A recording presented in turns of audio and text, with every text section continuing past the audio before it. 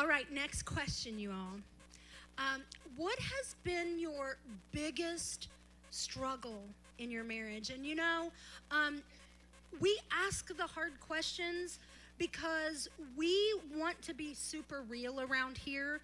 Instead of, like, if the church would just step up, and if we would just start dealing with stuff in the church, we don't have to turn to the world to get answers that are not godly. And so one thing that we were unashamedly will always do is talk about the hard stuff, the real stuff, the things that you deal with day in and day out when you're not inside the four walls of the church. Because we can come in here and put a face on and look real pretty and have it all together, and I'm a worshiper, but God sees our heart. And because he sees our heart, we absolutely need to start dealing with some stuff. Amen? So what has been the biggest struggle in y'all's marriage? They just got married this fall. They have a blended family.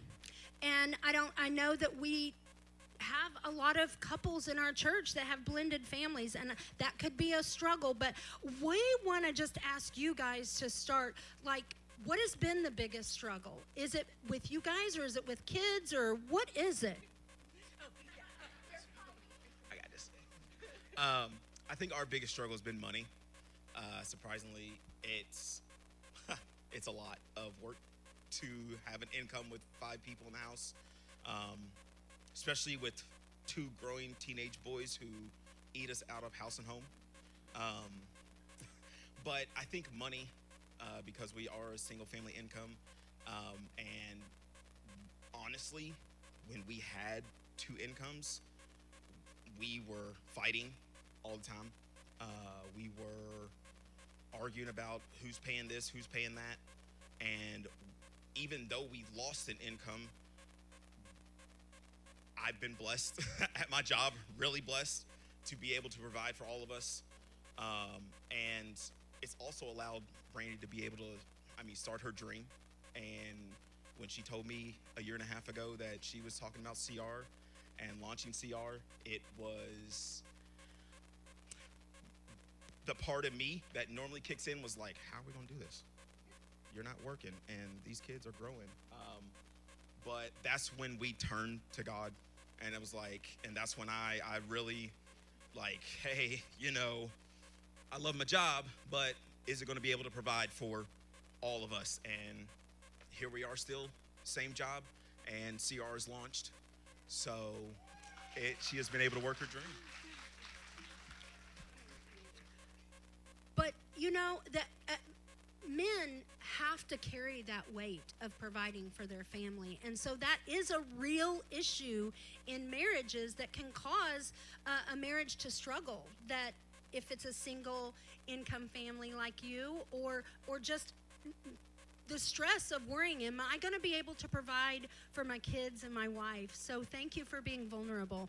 Brandy, do you have something to add? I do. For the record, last night when we were talking about this, the blended family and kids was what he said. I say financially simply because I'm a budgeter, I'm a planner. He's not. He looks at the bank account, sees money there, let's go spend it. So I have to be like, don't use the card. You gotta take my card. I took his card from him out of his wallet without telling him. All right. What about you guys? What has been the biggest struggle in your marriage? Well, I'm going to change my answer. Great. We discussed this, and you're going to change it. Of the few fights we have had, money was the topic, and I would say money is huge. But we had other things going on in our life. 20 years ago, when I went through recovering from childhood sexual abuse, you have to put every detail of your life on the table. And that includes your marriage, and it affects your wife or your husband the most, because they're the ones that were going along normal. You were the one that decided to work on this right now. And so Sherry had to be very patient, and my emotions were all over the board. I acted like I did not act previously or ever since, is because I was dealing with those intense emotions. And I'm glad I did, because I've reached a balance now in my life. But you do have to go through those rough waters to get to the balance. And thank you for doing that, by the way, for being patient.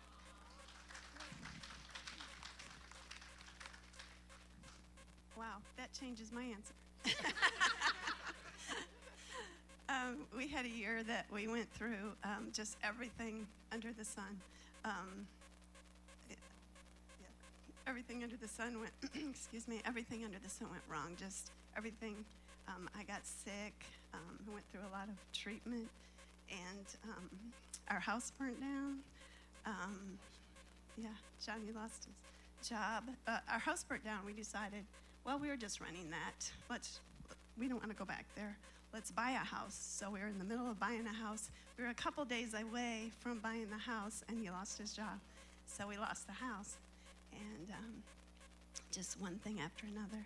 And I think the only time I think we argued during that year was I was on a plant-based diet, and and Johnny was going to do it with me. He's like, I'm there with you 100%. And after 2 days, he's like, I'm out.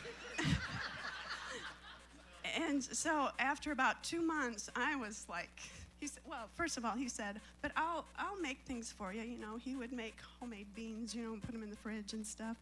And so he supported me in that way. But after about 2 months, I was like at the end of my rope. And he was at work, and I went to McDonald's. And I had a Big Mac and a fries. And he came home, and I said, I just went crazy today, and I went and had a Big Mac and fries. And he said, you had a Big Mac and fries, and I had beans in the fridge? And he was serious. I thought he was joking, but he was really annoyed at me. So, we laugh about it now. But it was a rough time, and God got us through it. Everything that we went through, we could share that together and pray about it, and we're still here.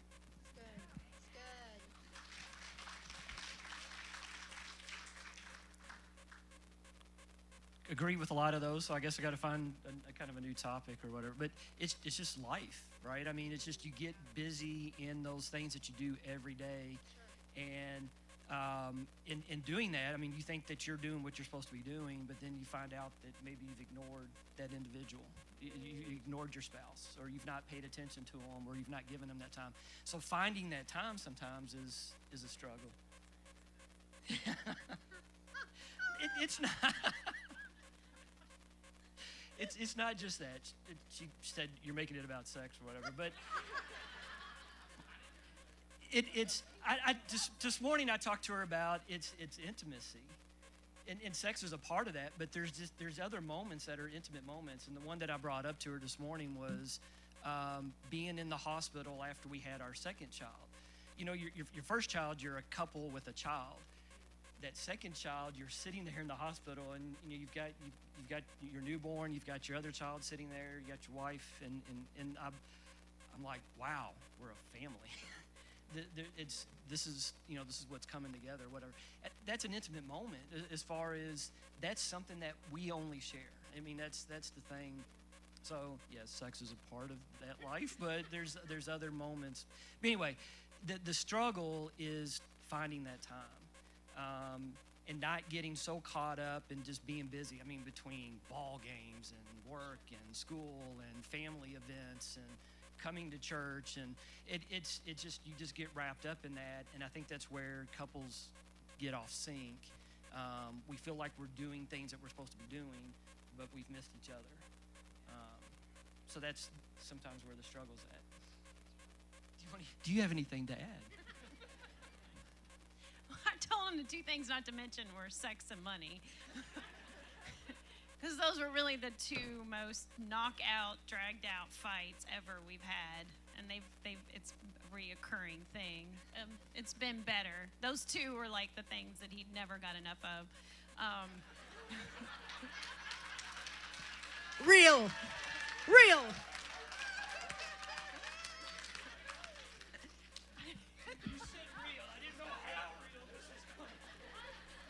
It's my turn.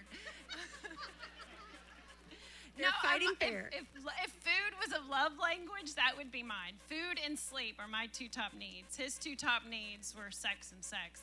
And so it never matched up. But those were the two struggles. And I think it's gotten easier as we got older. That time came a little, well, then we added 2 extra. So that tipped it a little bit. But I think after 25 years, I think those 2 things have gotten easier. Just learning what the needs are and kind of picking up on those cues. And he's better about reading what I need too, so that has helped. It's awesome. They've been married 25 years, and as they matured in their age and their relationship, they learned how to communicate better. There are 5 major things that you have to think about and focus on when you're married or preparing for marriage, and they hit 2 of them. 2 of the biggest fights are over sex and money. So thank you for being real about that, or sex and sex for the guys, we know. We get it, okay? But it's sex and money. It's family of origin / in-laws, and it is goals, because you have to be going in the same direction. And you have to, the biggest one that encompasses all the other 4 is communication. And if you don't communicate about how much sex you want or how little sex you want and what works and what doesn't work, then it boils down to communication. If you don't communicate about finances and budgets and taking cards away or whatever it looks like, then you're going to struggle in your marriage. If you don't deal with and get on the same page about goals and supporting each other, then it's not going to work, because you can't just say, okay, it's going to be all about your goals and I'm just going to support you, because you'll get bitter. And it can't be the opposite way either, because the other will get bitter. We've got to come together as married couples and discuss what's going to work and how is it going to work and what is our timeline and all of that stuff. I'm going to share a story and then we're going to go to the next question. Pastor Rich and I have been married 10 years. We have a blended family. And in the last month, I had a major aha moment. Like, why do we struggle with the things that we struggle with? And because it seems like for the 10 years that we've been married, y'all remember my anniversary post, 10 freaking years. I meant it with all the love, but honestly, it was really big, because I just began to ask the Lord, why can't we get past this one thing? Do y'all have that one thing that you struggle with over and over and over again? And the Lord one day so sweetly spoke to me and said, it's family of origin. I was raised by a father who loved my mom so much that if she said, lay down on the ground and let me walk over you so that I don't get wet, he would do it. And I've had that expectation for every one of my husbands. He was not, I had an expectation that was an unrealistic expectation, because not all men are such a gentleman, or I don't know if that's the word, I don't know the word I'm looking, that my dad was. And then his parents actually stayed married, but they got to where they were not even living together. And so just going through the motions, and and so we got to the point where we weren't talking about what needed to be talked about, because he did what his family did, and I kept expecting what my family did. why aren't you loving me the way my dad loved my, and here's the thing, we never communicated about it. We just held these expectations and we did it the way we knew, and guess what? We couldn't get any freedom and we couldn't get to the other side. So communication, y'all, is super important. Super important. It's the number one thing in your marriage. So let me ask you guys the next question, because this goes back to communication. What boundaries do you have in your marriage for fighting fair, for staying faithful, and just all the things? Maybe I didn't even list it, but what are all the things that keep you guys in boundaries? What are your boundaries?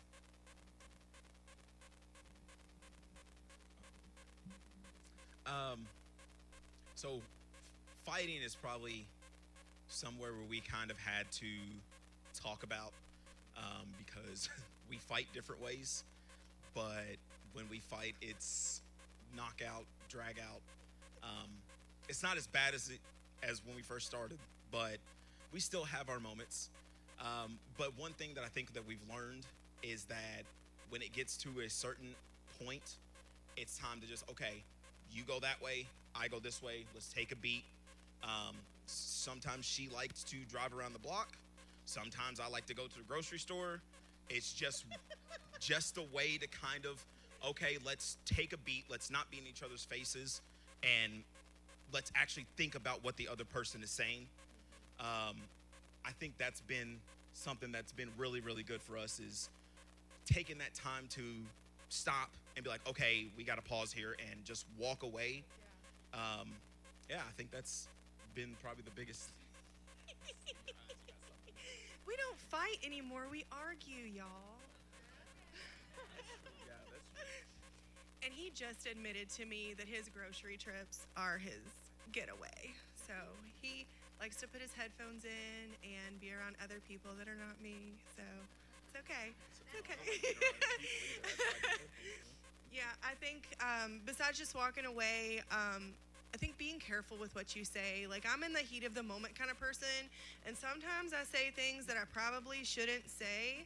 And even trying to go back and apologize for what I said later, it's still just like, well, it's already kind of done. You can't unbreak the cup. So we have both been working really hard to speak to each other instead of at each other, and really hear each other. Well, when we got together, I think we were both naive and thinking, oh, we're not going to fight. We were young, and so the boundaries kind of came as we worked through that. So the first few fights were really, really ugly. But then we learned what each other needed. Like, I would need to walk away, and he absolutely would not let me, because he wouldn't want me to leave without it being hashed out. So then we kind of learned how to do that, and I told him, like, you can't yell at me. Like, I will sit and discuss this with you. We can communicate, but do not get loud, do not get ugly. And that's, I think, part two why it's gotten a lot easier, that we don't really have fights anymore, and they're not really even arguments. It's just discussions where we're trying to figure things out. So those boundaries kind of came later when we figured out, really, out of those fights, how to set those and what each other needed.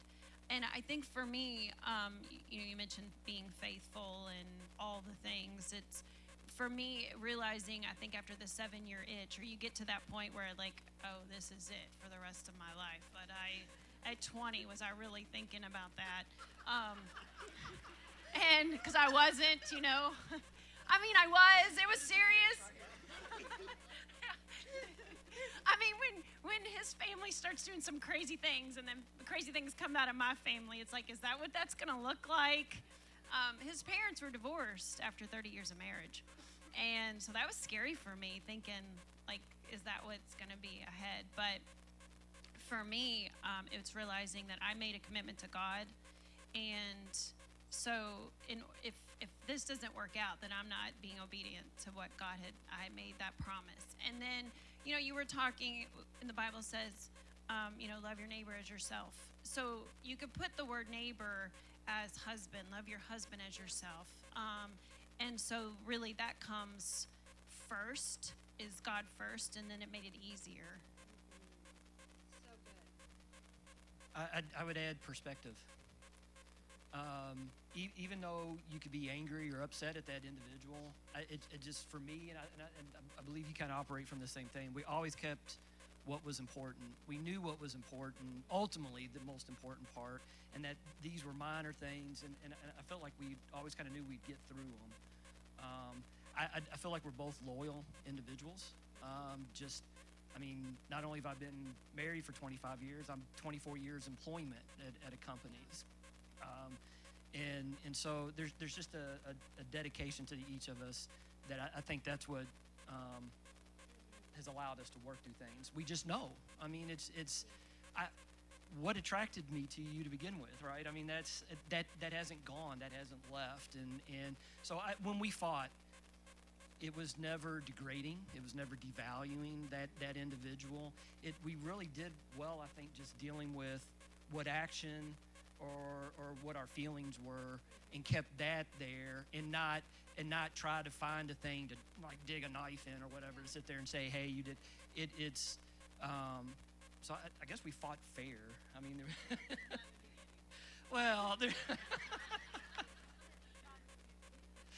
so as far as boundaries, and again in my research.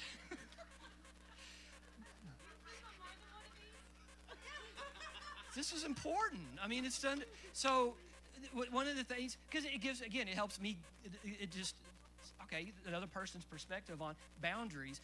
It said fighting is almost kind of necessary to establish those boundaries.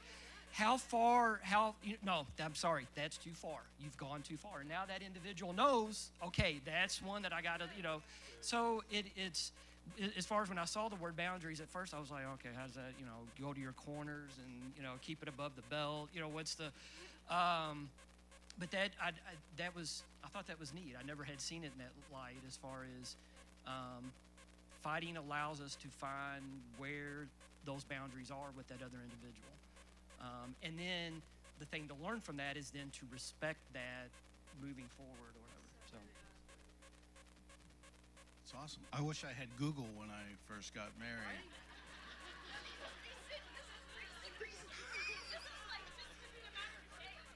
I could have used that research. I'm an engineer. I break everything down. That's who I am.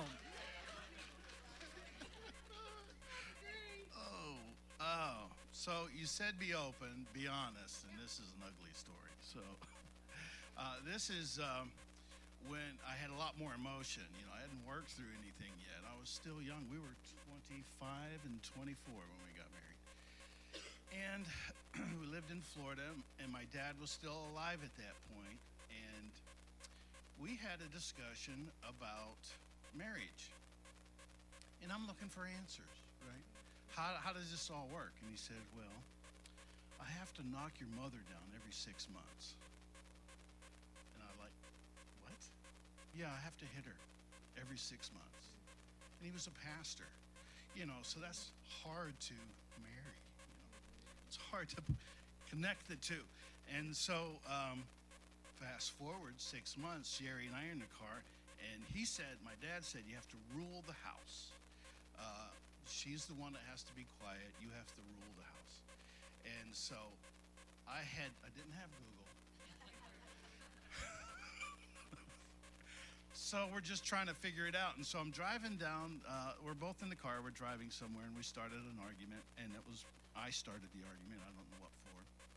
I was picking at her, and I felt like I should rule the roost. And so I said, so my dad says, that first of all, he hits mom every 6 months, and I can't believe that. And he says I should rule the roost. What do you think about that? She said, well, if you hit me, I'm out. And why don't we just figure it out together? And we have.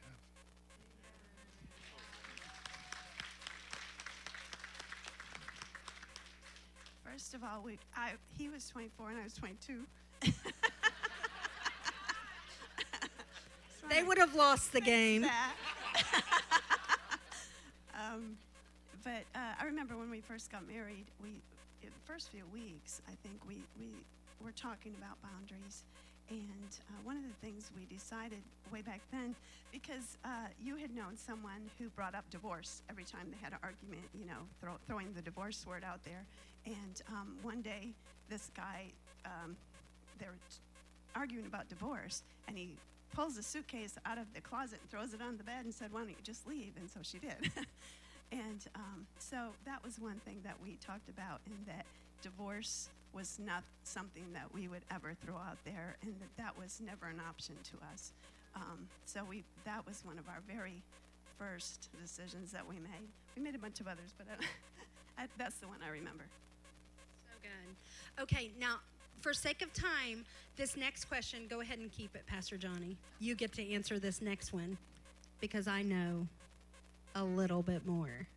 So I'm, for sake of time, because I have a couple more things I want to ask you, would you answer what your spouse's love language is? And do you honor it? So you're going to name the love language, and then you're going to just say yes or no.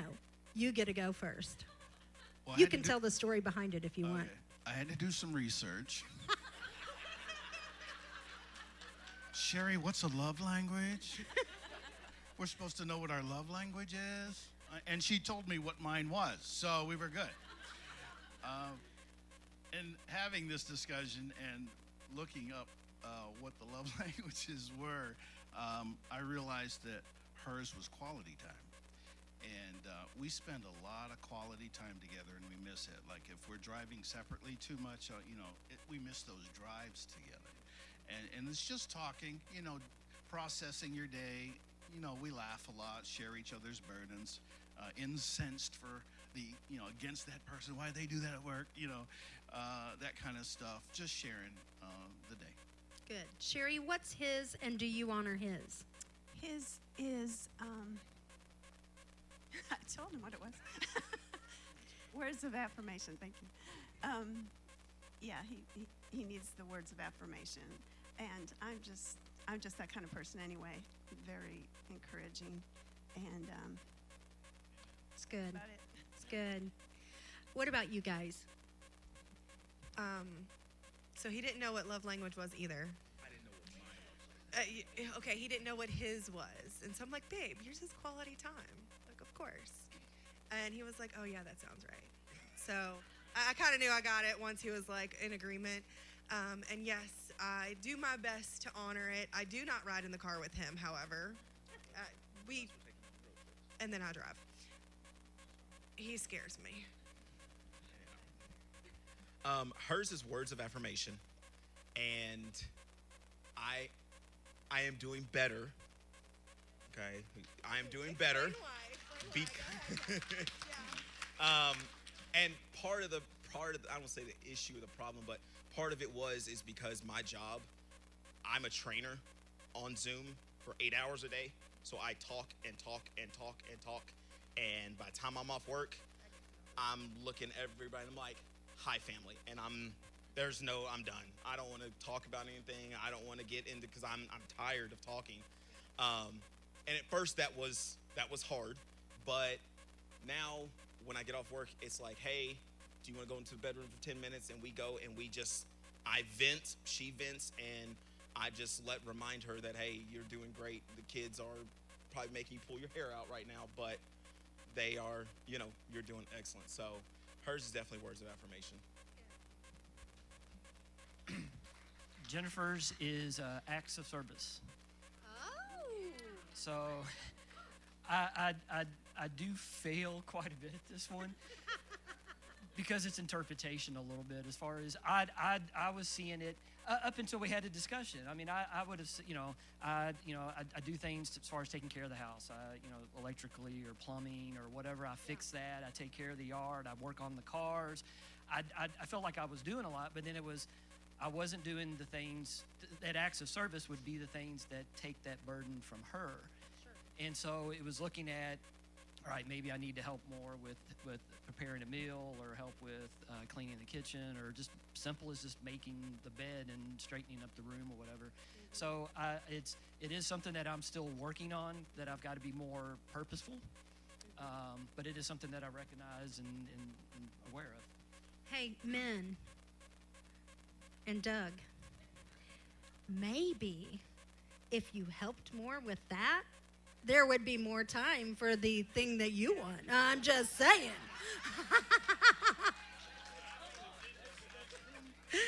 What about you, Jen? Well, probably no surprise. His is touch. So these are like opposite ends of the spectrum. I grew up, that was probably spanked more than hugged. So touch for me, sometimes I don't like to even be touched. So it's really tough for me. And then I felt like if I touched him, it would lead to other things that I was not.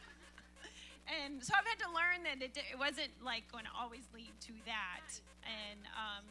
And then acts of service, he did things around the house, but it wasn't taken off my plate. It was, trash and yard work, which I didn't do anyway. So, that's not really acts of service towards me. It was towards the household in general. And that actually just came up just this week, because he thought he was doing all those things, and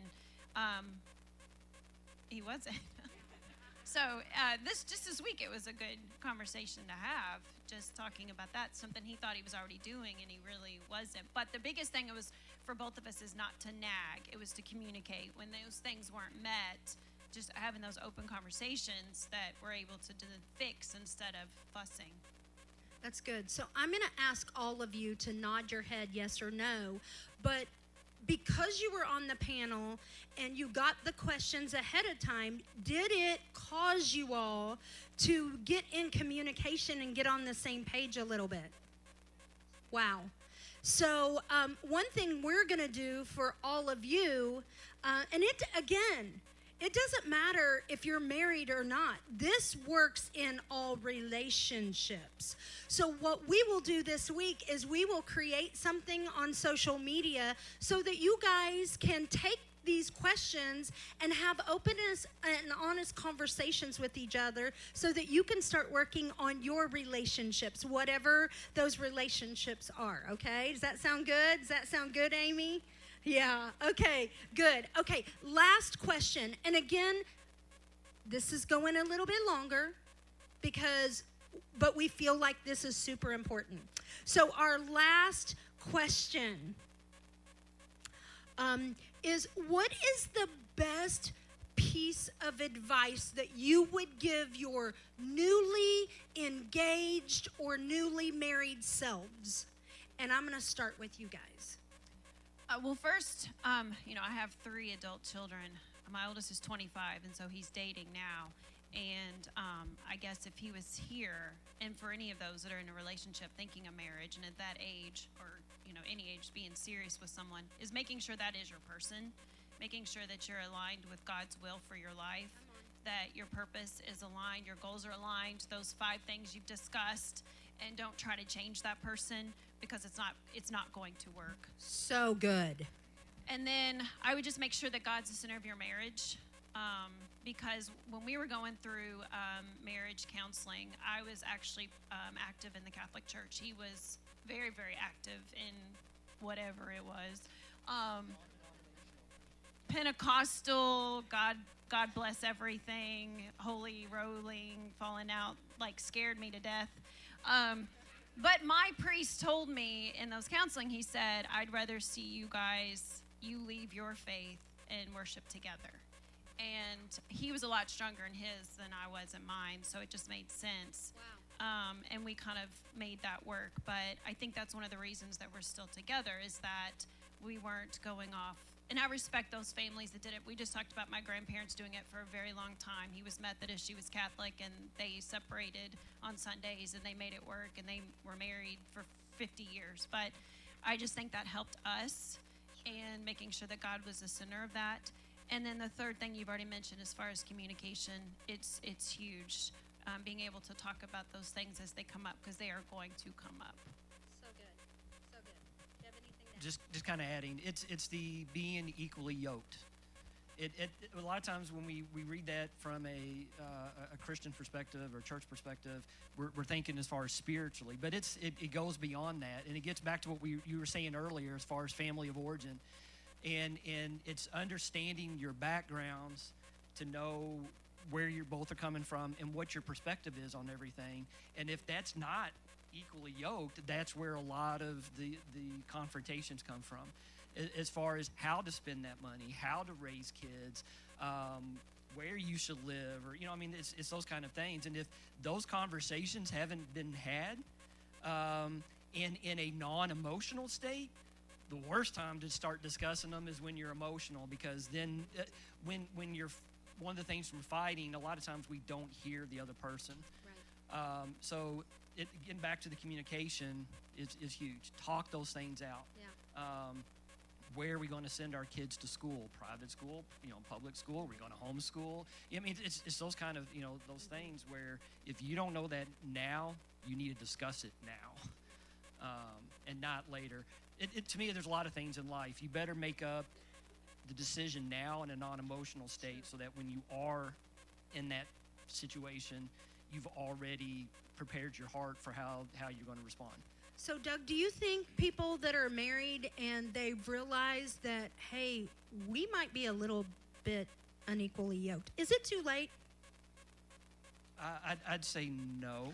So what do you guys have any advice what they would need to do if they've realized Google if they let me get back to you on that. Like, would you recommend that they go ahead and have us sit down and say, okay, we've messed this up. Can we get on the same page? Can we get on the same yoke and you and I start going in the same direction instead of working against each other? Yes. Yeah. It seek out maybe counsel, from a married couple, from your pastors, or, there's several other individuals here that I know that can speak into your lives.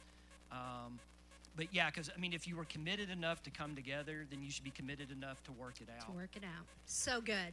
Thank you. What about you guys, Johnny and Sherry? That's good. Can you send me the notes on that? Because I've been behind. Copy and paste. Okay, just send it to me. Yeah. That's good. I'm learning a lot today, by the way. That's awesome. Right. Spider-Man? Is that Spider-Man? I don't know. Okay. Sense of humor is invaluable. We have laughed through a lot of our problems, and I think that's how we got through a lot of our problems, was laugh about it, because sometimes that's all you can do.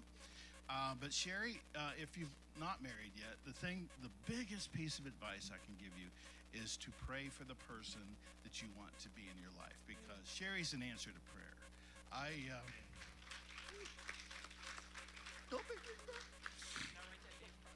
Sherry was an answer to prayer. Not Sherry. Oh, okay, right. Yeah, it's for you. Okay.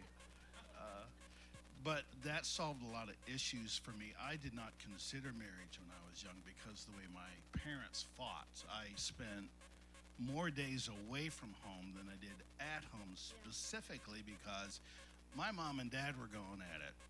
And so I was out a lot. And so because of that, I really came to a heart decision that marriage was not for me.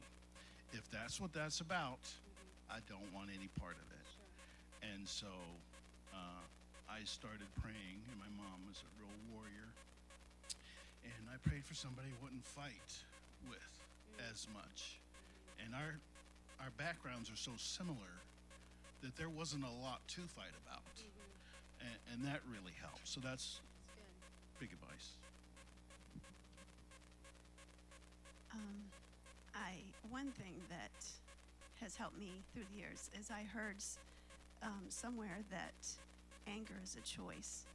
And I think that it is, sometimes it's a split-second choice, when something happens, but you still have that choice. You can give grace, you can laugh, make it fun, but it is a choice to a certain extent. Of course, there are some things you should get mad about, but I think it helps me to read, and this is kind of a cliche almost, but to read 1 Corinthians 13, because it's, it tells you what love isn't and what love is. And every time I read it, and it's not like I read it every day, but when I do read it, I think, wow, I need to read this more often because I forgot about this and I forgot about that.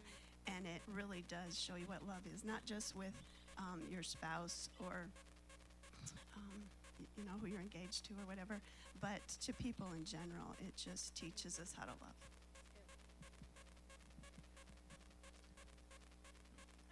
Okay. My piece of advice would be to chill. Our 5-year anniversary of being together is June 1st. And when we were, okay, so he was my high school sweetheart. I was not his. That's not. But we started dating 5 years ago. I had a 3-year-old and a 6-year-old. And our family of origin backgrounds are completely different. My dad has married the same woman 4 times. So for me, the idea of marriage, not to mention the marriage to my mom first, idea of marriage for me was scary. But there was always an exit plan. Yeah. And so when we first started talking about getting married, he was like, once we're like in, there's no getting out. And I'm like, oh my gosh, I'm going to end up trapped in a basement somewhere. SOS. So I think just having that conversation with him about how marriage was idealized and laid out in front of me compared to what he saw and how he was raised and what he grew up with, really, it was polar opposites. We were not equally yoked. But when we started coming to Big Church in 2018, we both went through some inner healing. And we started yoking up.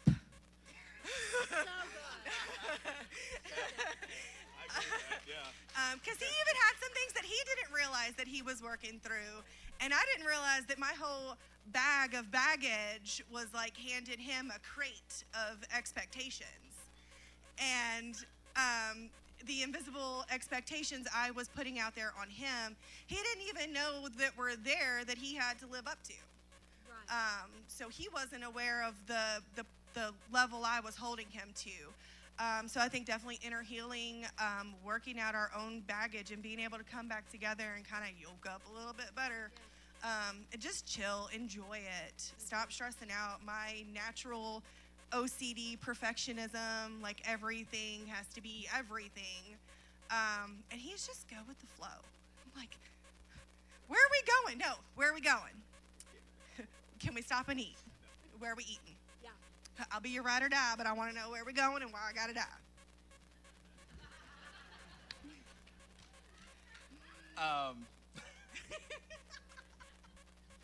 To our first point with marriage, it was because marriage is very important. Well, it's still, even to this day, it's very important to me.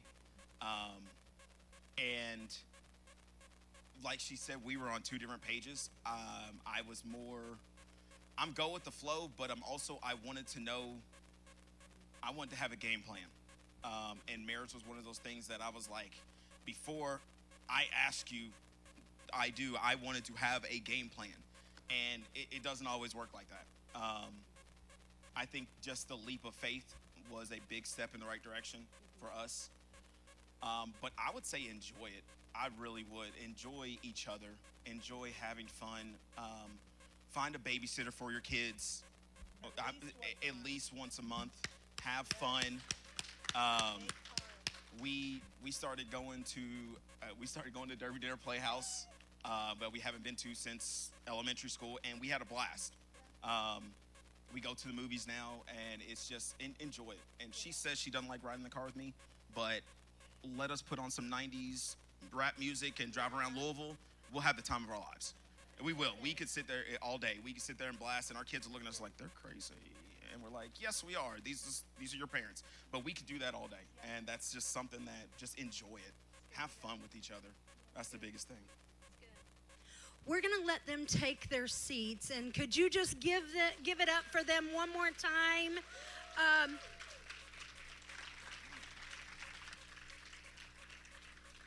And as they dim the lights and we prepare for worship to close out, I just want to ask our prayer team, everybody that's on our prayer team, whether you're scheduled or whether you're not, would you join us down front? And if you're at a crossroads in your marriage, or you're just needing a turning point in your marriage, or maybe you're desperate to find the one that God has for you, prayer is all about fighting with you and agreeing that God will give you what you need. And so I just want our prayer team to come up so they can agree with you. And we're going to ask you to come.